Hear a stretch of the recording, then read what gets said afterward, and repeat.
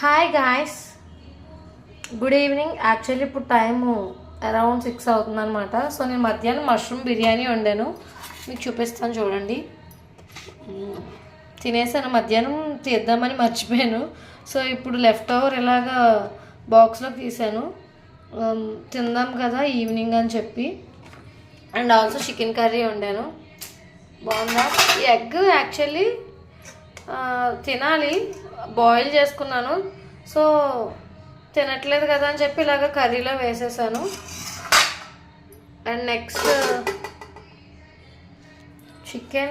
Chicken curry, mushroom biryani. And ఇప్పుడు నేను చపాతీ కలిపి పక్కన పెట్టుకున్నాను అనమాట. కొంచెం నాందే బాగుంటుందని ఇవన్నీ కలిపి మంచిగా నైట్ డిన్నర్.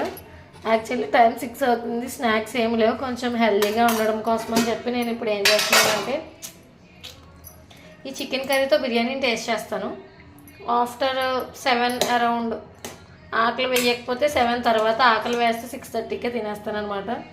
సో కొంచెం చికెన్ కర్రీ వేసుకొని, ఎగ్ ఈవినింగ్ బాయిల్ చేశాను కదా, సో ఇది కూడా వేసుకొని ఇప్పుడు తినేసి టేస్ట్ ఎలా ఉందో మీకు చెప్తాను. మీకు ప్రాసెస్ కావాలంటే అడగండి, చాలా ఈజీ. ఇది మా బాబుకని చేశాను.